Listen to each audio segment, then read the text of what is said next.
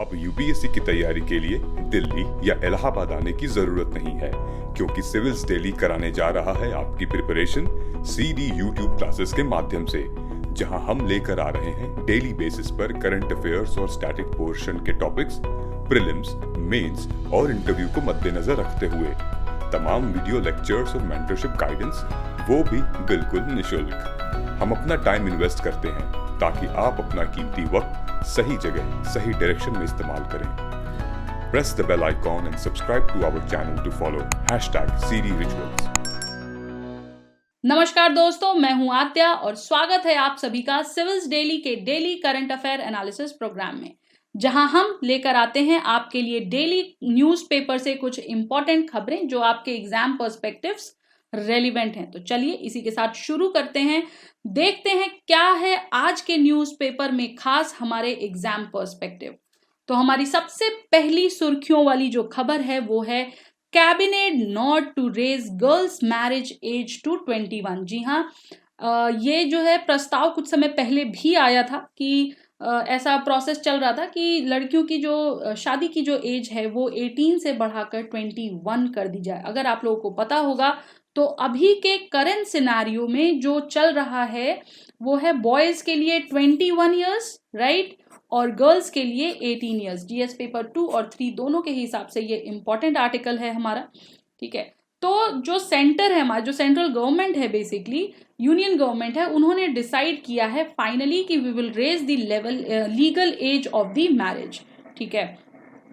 ऐसा करने के लिए जो सबसे पहली चीज करनी है वो ये कि एक प्रपोजल पास हुआ है और उसको जो है क्लियर कर दिया गया है किसकी तरफ से, यूनियन कैबिनेट की तरफ से। आपको पता होगा कोई भी प्रस्ताव लाने से पहले, उसको लॉ बनाने से पहले एक प्रपोजल पास करना होता है। तो जो वो प्रपोजल था उसको यूनियन कैबिनेट ने क्लियर कर दिया है पूरी सहमति के साथ, और इसीलिए ये न्यूज हमारे लिए आज इंपॉर्टेंट भी है, ठीक है। और ये मुद्दा पूरा इसलिए आया कि बात हो रही कि भाई एक यूनिफॉर्मिटी होनी चाहिए। जो मैरिजेबल एज है, बी इट बॉयज और गर्ल्स, मेन और women, it should be same. तो उसमें यूनिफॉर्मिटी लाने के लिए ये प्रस्ताव पास हुआ है, और इसके लिए जो कदम उठाने पड़ेंगे वो है, जो सबसे इंपॉर्टेंट महत्वपूर्ण कदम है वो है they will have to amend the Prohibition of Child Marriage Act, ठीक है। तो जो हमारा चाइल्ड मैरिज एक्ट है उसको प्रोहिबिट करना पड़ेगा। उसके अलावा देखिए क्या हुआ है कि जो सेवरल ग्लोबल ऑर्गेनाइजेशंस हैं, जैसे कि हमारा यूनिसेफ हो गया, राइट।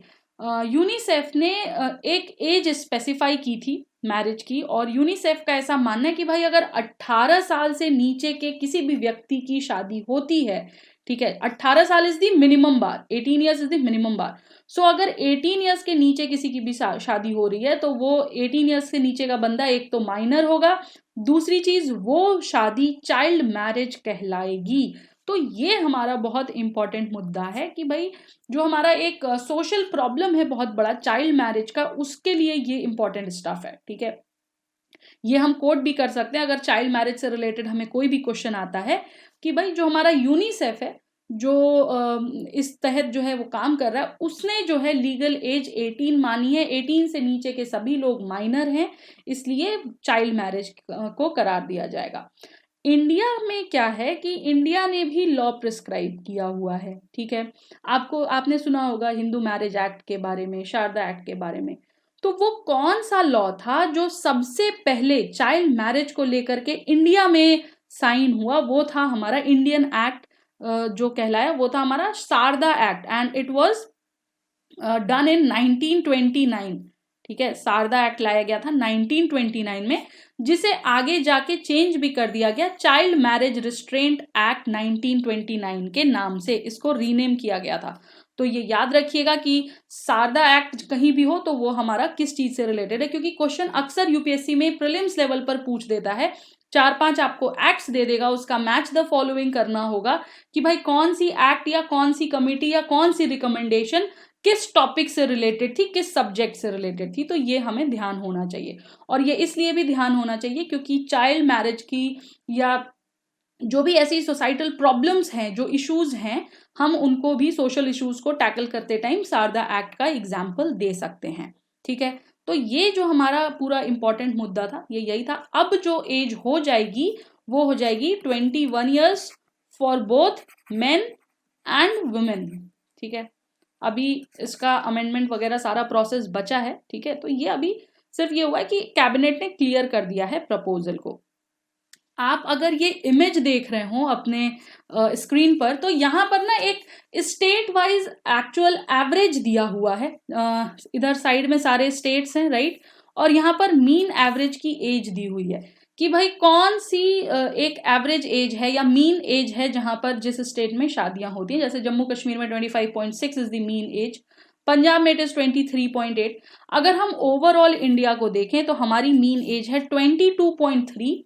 ठीक है, और कौन जिसमें परसेंटेज ऑफ वुमेन या परसेंटेज ऑफ फीमेल्स जो जिनकी शादियां होती हैं 18 साल से कम पर 2.3% at the overall India language I am talking. Then 18 to 20 के बीच में 33.2% एंड 21 प्लस में 64.5%। मतलब कहीं ना कहीं फिर भी डेवलपमेंट हो रही है। अगर आप केरला देखें तो Kerala is doing the best, क्योंकि केरला में 18 से कम की उम्र पे सिर्फ और सिर्फ 0.9 मैरिजेस होती हैं, राइट। तो ये एक बहुत अच्छा एग्जाम्पल है हमारे लिए। ओके, और 18 to 20 के बीच में सबसे कम है जम्मू एंड कश्मीर का, if I am not wrong. Yes, Jammu and Kashmir is the lowest if we consider it between 18 to 20। 21 plus में वही सबसे ज्यादा है जम्मू कश्मीर का 86.2%। ठीक है, तो ये एक क्यूमुलेटिव वो है। और यहाँ पर आप देख सकते हो कि झारखंड के केरला के बाद यहाँ पर बिहार है, देन राजस्थान है, देन वेस्ट बंगाल है। ओके, तो ये मतलब येलो से हाईलाइटेड है, आप देख सकते हैं। ये जो सिनेरियो है ये है एट प्रेजेंट का एवरेज सिनेरियो। अब अगर हम बात करें शारदा एक्ट पे, फिर से थोड़ा सा वापस आते हैं, थोड़ा सा उसको और समझ लेते हैं कि शारदा एक्ट जो है, जैसा कि मैंने आपको बताया, it was the first law in the country to be created to prohibit child marriage. ठीक है, कौन सा वो पहला लॉ था या एक्ट था जिसको क्रिएट किया गया चाइल्ड मैरिजेस को कम करने के लिए या प्रोहिबिट करने के लिए? वो हमारा शारदा एक्ट था, और वो हर जगह था एक्सेप्ट जम्मू एंड कश्मीर। ठीक है, तो ये भी क्वेश्चन बन सकता है, सिंस रिसेंटली आपको पता है जम्मू एंड कश्मीर और लेह लद्दाख का नवनिर्माण भी हुआ है। ठीक है, तो कौन से एरियाज को ये लागू नहीं होता, ये भी आपसे पूछा जा सकता है। तो रिमेंबर करिएगा, जम्मू एंड कश्मीर है, नॉर्थ ईस्टर्न स्टेट्स इसमें नहीं आते हैं। ओके, दूसरी चीज कि इसने क्या किया, so it prohibited the marriage of girls between age of 15 years and boys below the age of 18 years. This was about Sharda Act. Sharda Act के तहत ये हुआ था। ठीक है, देन 1978 में इस लॉ को फिर से अमेंड किया गया। ठीक, और अमेंडमेंट के बाद जो मिनिमम एज शादी की रखी गई वो थी 18 years for girls and 21 years for boys, जो कि आज की डेट में भी लागू होता है।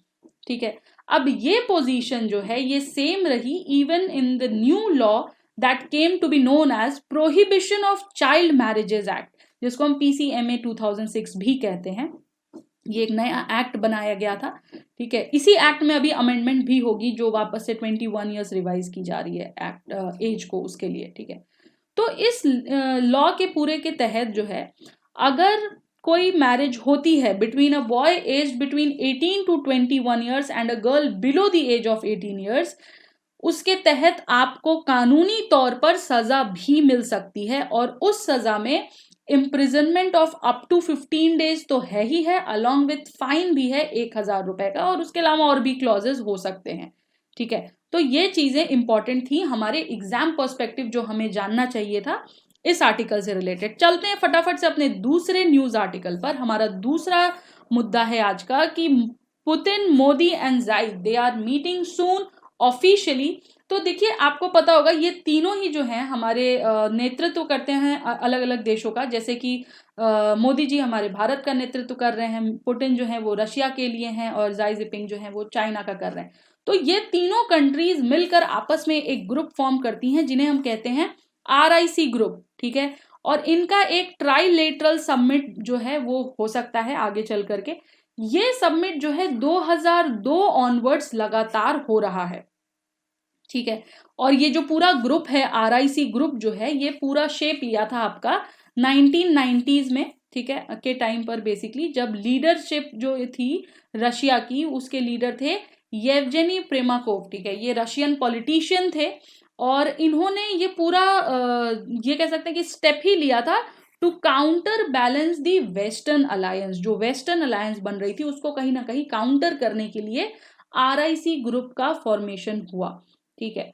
अब देखो, अगर आप न्यूज पे आओगे ना, तो न्यूज क्या कह रहा है कि भाई एक ट्राइलेटरल समिट इन लीडर्स की होने वाली है, जहां इंडिया, चाइना, रशिया के लीडर्स मिलेंगे, ठीक है, और भविष्य की चीजों पर डिस्कस करेंगे, बात करेंगे। अब ये है कि जो बोथ द लीडर्स हैं हमारे, ठीक है, they have agreed to continue exchanging opinions in this regard and to in order to endeavour to hold the next summit. RIC की जो है फ्रेमवर्क चालू हो गया है कि भाई क्या होना चाहिए, क्या फ्रेमवर्क होना चाहिए, उस पर हम काम करने के लिए हम सारी मीटिंग करेंगे, ठीक है। और आपको पता होगा इंडिया चाइना का इशू ऑलरेडी बहुत टाइम से लाइन ऑफ एक्चुअल कंट्रोल को लेकर के चल रहा है, I guess somewhere around early 2020 से, राइट। तो उसके रिगार्डिंग भी यहाँ पर हो सकता है कुछ देखने को हमें मिले, ओके। और जो हमारा फॉर्मेट है, द ट्राइलेटरल फॉर्मेट जो है, उसको कन्वीन वेरियस लेवल्स पर किए जाने की बात कही गई है इस पूरे आर्टिकल में, ठीक है। और अभी कुछ दिनों पहले हमारे फॉरेन मिनिस्टर्स इन तीनों ही कंट्रीज के वो मिले थे, कुछ बात भी किए थे, ठीक है। तो एलएसी क्राइसिस के बाद, यानी लाइन ऑफ एक्चुअल क्राइसिस जो 2020 में हुआ था, उसके बाद ये पहली मीटिंग होगी, ट्राइलेटरल समिट होगा, ट्राइलेटरल मीट होगा, ठीक है। वापस से आते हैं हम अपने स्टैटिक पोर्शन की तरफ, क्योंकि ये तो था हमारा न्यूज हेडलाइन से या न्यूज आर्टिकल से रिलेटेड चीजें। अब हमें इसमें समझना है हमें, एक तो आरआईसी का फाउंडेशन क्या है वो मैंने आपको अभी बताया कि 2002 से ये समिट सिंस चल रहा है लगातार। 1990s में जो है इनकी स्थापना हुई थी, आरआईसी एक साथ मिलकर आए थे और जो मोटिव था वो यही था, to counter balance the western alliance. अब इस ग्रुप को जब बनाया गया तो उस टाइम पे बेसिस रखा गया ending it's subversion foreign policy guided by the USA and renewing old ties with India, ठीक है। और also newly discovered friendship with India, मतलब कि ये था कि यूएसए की जो पॉलिसीज हैं उनकी गाइडेंस से हमें खत्म करना है, और जो इंडिया रशिया का पुराना टाई था उसको और मजबूत करना है, और उसके साथ साथ चाइना के साथ एक न्यूली डिस्कवर्ड फ्रेंडशिप को भी आगे बढ़ाना है। ये था मेन इनका बेसिस या फिर मुद्दा इस पूरे ग्रुप को चलाने का। अब उसके बाद क्या हुआ, टुगेदर जो ये आरआईसी जो हमारी देश हैं, ठीक है, ये तीनों देश हैं, ये ग्लोबल लेवल पर, ये वर्ल्ड वाइड पर 19% लैंड मास ऑक्यूपाई करते हैं। कितना, मतलब कि विश्व का 19% जो लैंड मास है, जो धरती है, वो इनके अंदर आती है, और 33% ऑफ द ग्लोबल जीडीपी में इनका योगदान होता है। अब प्रश्न आता है कि भाई आप फॉर्म क्यों हुए, आपका फॉर्मेशन हुआ क्यों, राइट। तो यही चीजें हैं कि देखो अर्ली 2000 में ये तीनों ही कंट्री जो हैं ये अपने आप को एक ऐसी पोजीशन पर देख रही थी जहां से ये यूनिपोलर पावर से हटकर मल्टीपोलर वर्ल्ड ऑर्डर में आना चाहती थी, ठीक है। मतलब कि एक ट्रांजिट हो रहा था यूनिपोलर से मल्टीपोलर की तरफ। और आरआईसी जो है इनका जो है एक नॉन वेस्ट पर्सपेक्टिव भी था। अब यहाँ पर नॉन वेस्ट से मेरा मतलब है नॉट एंटी वेस्ट, ठीक है। दो चीजें होती हैं, देखिए, एक होता है कि भाई आप अगेंस्ट हैं तो आप एंटी वेस्ट हो गए, वेस्टर्न सिविलाइजेशन के या वेस्टर्न चीजों के अगर आप अगेंस्ट हैं तो आप एंटी वेस्ट हो गए। दूसरी होती है नॉन वेस्ट, मतलब ये कि हम आपके एंटी नहीं है लेकिन हम आपसे भिन्नता रखते हैं, हम आपसे डिफरेंट माइंडसेट रखते हैं। तो उस पर्सपेक्टिव के साथ ग्लोबल ऑर्डर में आगे बढ़ने के लिए इन्होंने आपस में कुछ चीजें शेयर की, कुछ पॉइंट्स शेयर किए। इन सबका जो है एक तरह से मत ऐसा था, ठीक है। और उसके साथ साथ जो एम्फेसिस दिया गया था वो था हमारा सॉवेरेनिटी और टेरिटोरियल इंटीग्रिटी के ऊपर, राइट। तो इन चीजों को मिलाकर जो है एक चेंज लाने के लिए ये तीनों ही देश हमारे आगे बढ़े। और ये जो इमेज आप देख रहे हैं यहाँ पर तीनों ही लीडर्स की, ये 2019 की इमेज है, okay. This is not the recent one but the old one, 2019 की इमेज है ये। आगे चलते हैं, थोड़ा सा और समझते हैं कि सिग्निफिकेंस क्या है इस पूरी की पूरी ग्रुपिंग का। तो सबसे पहले अगर ये जो तीनों ही है, मैंने आपको बताया 19% ग्लोबल लैंडमास और 33% जो है ग्लोबल जीडीपी तो कवर करती हैं। उसके साथ साथ ये तीनों ही देश न्यूक्लियर पावर वाले देश हैं, ठीक है। और इनमें से जो 2 मुख्य कंट्रीज हैं except India, that is Russia and China, they are the permanent members of UNSC यानी यूनाइटेड नेशन सिक्योरिटी काउंसिल, ठीक है। और इंडिया जो है लगातार एस्पायर भी कर रहा है कहीं ना कहीं परमानेंट मेंबरशिप के लिए, लेकिन वो अलग बात है कि अभी एट प्रेजेंट सिनेरियो ये हो गया कि कहीं ना कहीं चाइना का हस्तक्षेप हो रहा है कि भाई नहीं, इंडिया को मत लेने दो, और यूएस कहीं ना कहीं इंडिया को एक तरह से इनडायरेक्टली सपोर्ट भी कर रहा है कि नहीं, इसे आना चाहिए, ठीक है। ये सिनेरियो है हमारे यूएनएससी का परमानेंट मेंबरशिप को लेकर। अब जो ये ट्रायो हैं, ठीक है, ये सारे मिलकर कंट्रीब्यूट करते हैं towards a new economic structure for the world, ऐसा कहना है आरआईसी के मेंबरशिप्स का, ठीक है। और ये सारे काम भी करते हैं एक साथ मिलकर डिजास्टर रिलीफ और ह्यूमैनिटेरियन असिस्टेंस की तहत। और जैसा कि आपको पता होगा, जब से कोविड आया है तब से ह्यूमैनिटेरियन असिस्टेंस में इंडिया का बहुत अच्छा प्रदर्शन रहा है। इनफैक्ट इंडिया टॉप में भी रहा है। और इससे रिलेटेड अभी कुछ टाइम पहले एक न्यूज भी आई थी जिसको हमने कवर किया था कि भाई, जिसमें इंडिया ने बोला था, specially at the Asian level अगर बात की जाए, कि कभी भी कुछ हुआ है तो इंडिया सबसे आगे रहा है ह्यूमैनिटेरियन एड या फिर असिस्टेंस प्रोवाइड करने में।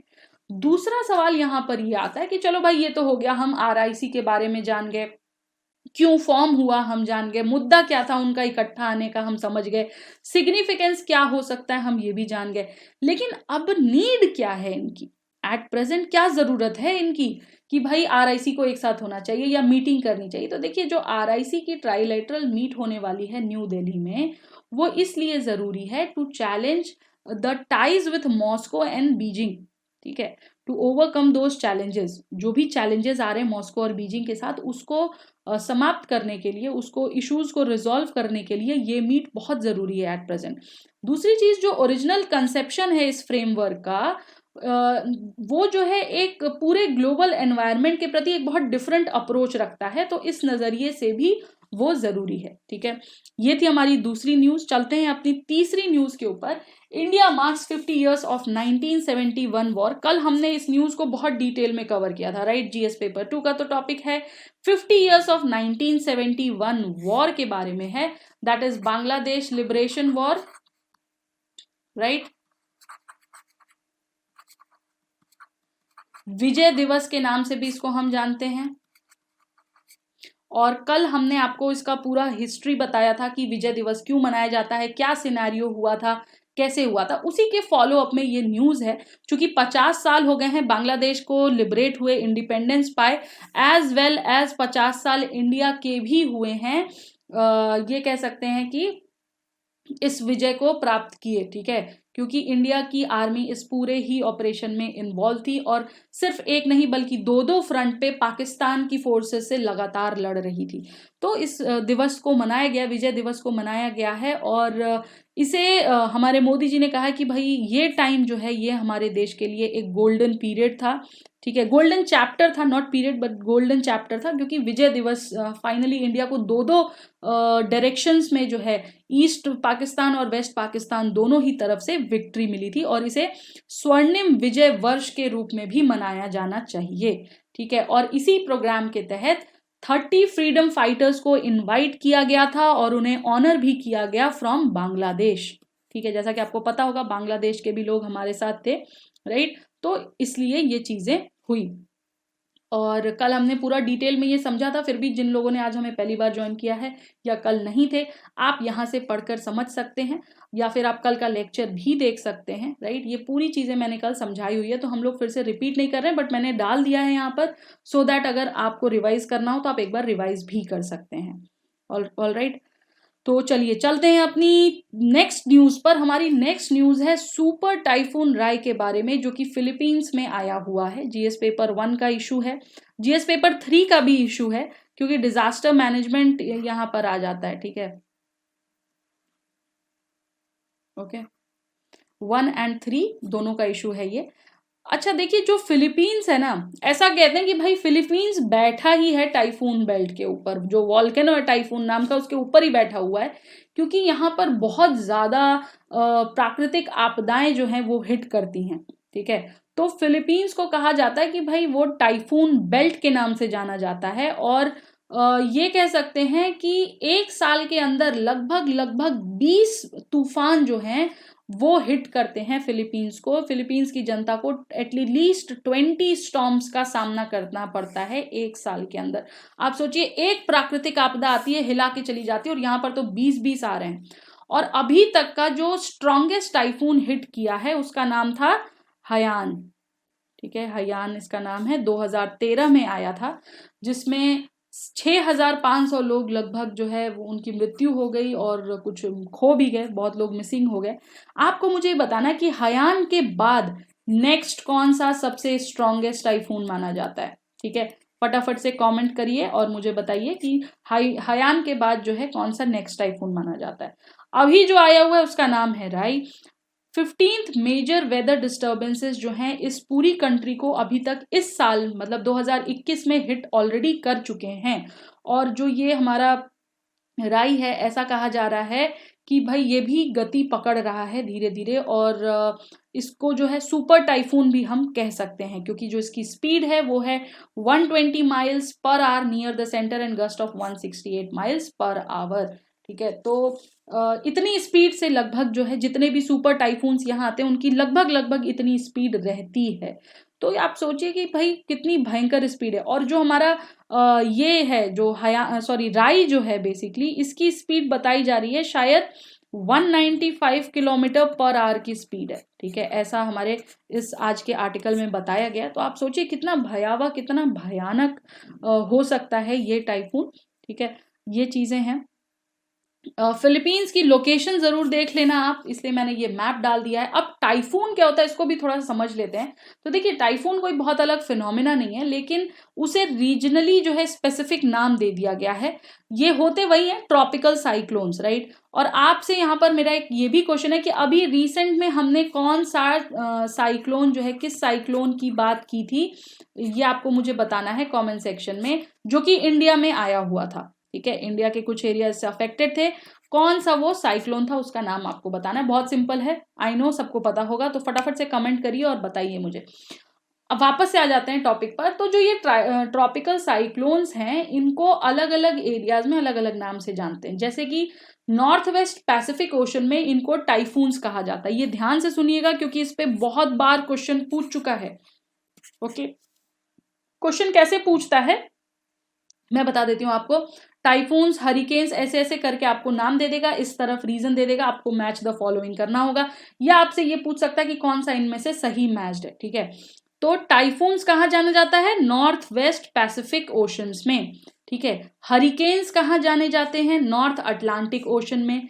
विलीज कहाँ जाना जाता है? नॉर्थ वेस्टर्न ऑस्ट्रेलिया में। और ट्रॉपिकल साइक्लोन्स कहाँ जाता है? इंडियन ओशन रीजन में। इसीलिए जो हमारे यहाँ साइक्लोन्स आते हैं उन्हें हम ट्रॉपिकल साइक्लोन्स कहते हैं। और ट्रॉपिकल साइक्लोन्स की एक और खासियत है कि वो हमेशा काउंटर क्लॉकवाइज घूमते हैं। अगर जैसे हमारी घड़ी यूं घूम रही है तो वो ऐसे नहीं घूमेंगे, वो ऐसे घूमेंगे। ठीक है, वो हमेशा काउंटर क्लॉकवाइज घूमते हैं, ये ध्यान रखिएगा, ये इंपॉर्टेंट है, फीचर्स में कई बार देता है। ठीक है, और इन्हें मेजर करने के लिए जो है स्केल जो यूज होती है उसका नाम है सैफिर सिम्पसन हरिकेन विंड स्केल। ठीक है, तो ये कुछ इंपॉर्टेंट चीजें हमारी थी। और जो मैंने आपसे क्वेश्चन पूछे फटाफट से मुझे बता दीजिए कमेंट सेक्शन में। अच्छा लगेगा हमें जानकर कि आप जो है चीजों को रिवाइज भी कर रहे हैं और कहीं ना कहीं आपको भी कॉन्फिडेंस मिलेगा। चलते हैं अपनी नेक्स्ट न्यूज पर। हमारी आज की नेक्स्ट न्यूज है एफडीआई से रिलेटेड।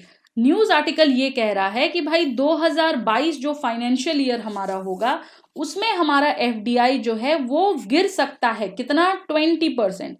तो जहां पर एफडीआई आ जाता है, सीधी सी बात है कि जीएस पेपर 3 का इशू है, राइट। अब जो पूरी बात की गई है वो यही की गई है कि जो इनफ्लोज हैं इंडिया में जो कि एफडीआई के थ्रू आते हैं उनके गिरने की बात की जा रही है। और ठीक है, इसीलिए क्योंकि इनके तहत जो अगर ये गिरेंगे तो कहीं ना कहीं वेट भी बढ़ेगा रुपी के ऊपर, इंडियन रुपी के ऊपर। ठीक है, और ये रिपोर्ट में कहा गया है, कौन सी रिपोर्ट है ये? यूबीएस रिपोर्ट है बेसिकली। इसके तहत ये बात कही गई है, यूबीएस ग्लोबल ने ये अपने रिसर्च में कहा है। इंडिया का जो नेट एफडीआई इनफ्लो है वो कम भी हुआ है in the first half of calendar year 2021। तो ये ध्यान रखना, सेकंड पैराग्राफ में मेंशन्ड है और ये स्टेटमेंट लेकर ही आपको पूछेगा। ठीक है, कि India's net FDI inflow have slowed in the first calendar year of 2021। ठीक है, फर्स्ट हाफ ऑफ द 2021। और उसके बाद जो एफडीआई इनफ्लो है वो कहीं ना कहीं बहुत स्ट्रांग हुआ है in the second half of 2020, ठीक है।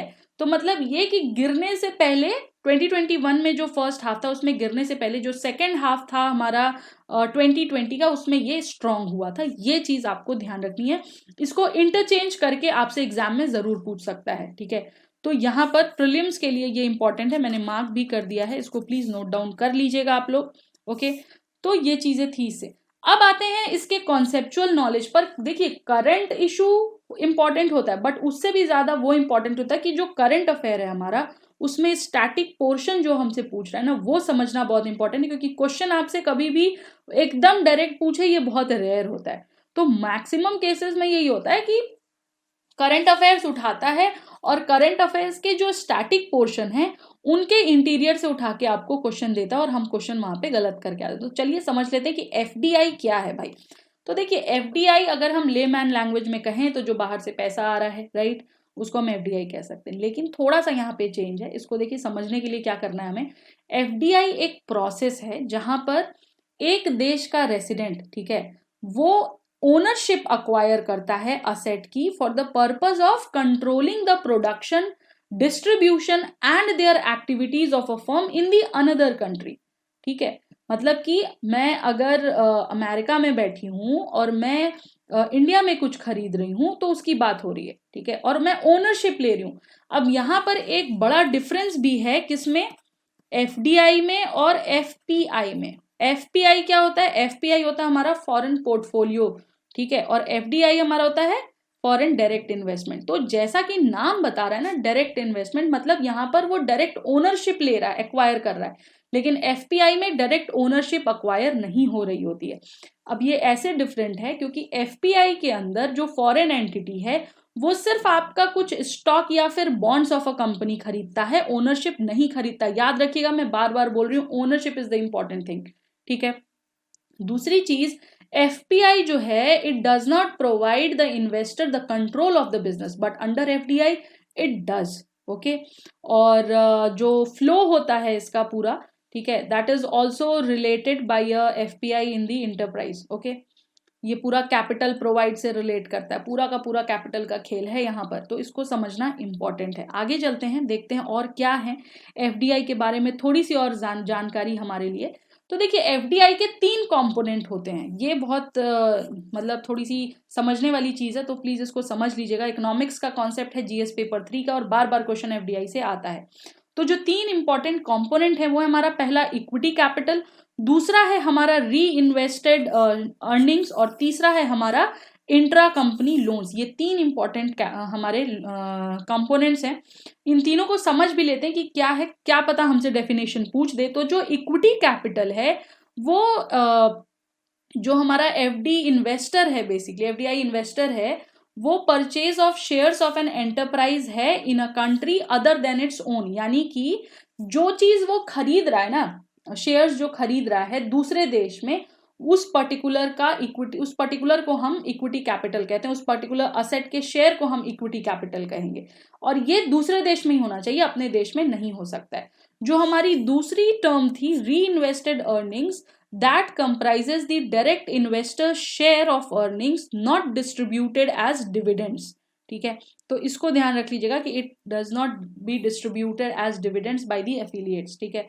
या फिर इसको हम कह सकते हैं कि जो earnings हैं are not remitted to the direct investor भी, ठीक है। और ये जो retained profits हैं ये affiliate जो हैं बाय एफिलिएट्स आर री इन्वेस्टेड, इनको फिर से री इन्वेस्ट किया जा सकता है जो भी ये प्रॉफिट इनको मिल रहा है, तो इसलिए इनको हम री इन्वेस्टेड अर्निंग्स कह सकते हैं, ओके। जो हमारा तीसरा टर्म था इंट्रा कंपनी लोन या फिर इंट्रा कंपनी डेट ट्रांजेक्शन, इसको हम शॉर्ट टर्म या लॉन्ग टर्म की बोरोइंग्स या लेंडिंग ऑफ फंड से रिलेट कर सकते हैं। और ये बोरोइंग और फंड्स होती है between direct investors and affiliate enterprises, ठीक है। तो ये हमारी 3 इंपॉर्टेंट कंपोनेंट्स थे। आपसे मेरा क्वेश्चन यहां पर ये है कि इंडिया के अंदर किन किन सेक्टर्स में एफडीआई जो है वो 50% से ज्यादा है, ओके, मोर देन 50%, ओके, ये काट दीजिए। कि किन सेक्टर्स में उसमें जो है इंडिया ने already FDI more than 50% approve कर दी है। ये आपको मुझे कमेंट सेक्शन में बताना है। तो ये थी दोस्तों आज की कुछ मुख्य खबरें। ठीक है, इसको प्लीज समझिएगा, डेप्थ में समझिएगा। मैंने जो क्वेश्चन पूछा है उसको प्लीज आंसर करने की कोशिश करिएगा। और हमारे हैशटैग डेली सीडी रिचुअल्स के तहत जो क्लासेस आ रही हैं, जैसे बर्निंग इश्यूज है, एडिटोरियल ओपेड एनालिसिस है, ये सारे प्रोग्राम्स आपके लिए हम लेकर आ रहे हैं। वीकली बेसिस पे आपके लिए हम 2-3 प्रोग्राम्स और एक्स्ट्रा कर रहे हैं, जैसे आस्क मी एनीथिंग, जहां आप टॉपर्स से मिल सकते हैं, अपने डाउट्स पूछ सकते हैं। ठीक है, तो ये सारे प्रोग्राम्स आप देखते रहिए और जुड़े रहिए हमारे साथ। हैशटैग सीडी रिचुअल्स के तहत करंट अफेयर एनालिसिस, एमसीक्यूज मैं आपके लिए लेकर आती हूँ। तो कोशिश करिए जितना ज़्यादा हो सके उतना ज़्यादा क्वेश्चंस को आंसर करने की, because that is going to help you. Mark my words, आपको प्रीलिम्स में सक्सेस यही दिलाएगा और मेंस में सक्सेस दिलाएगा कि आप कितने अच्छे तरीके से कॉन्सेप्ट समझ रहे हैं और उसको इम्प्लीमेंट कर रहे हैं। ठीक है गाइज, तो चलिए यहीं पर मैं आपसे अलविदा कहती हूँ आज के लिए। Thank you so much for staying with us and do not forget to like, comment, subscribe as well as do press the bell icon so that you can keep getting the notifications on time of our different programs. धन्यवाद, नमस्कार, जय हिंद, जय Bharat. Subscribe to our YouTube channel and press the bell icon on the YouTube app and never miss another update from Civils Daily.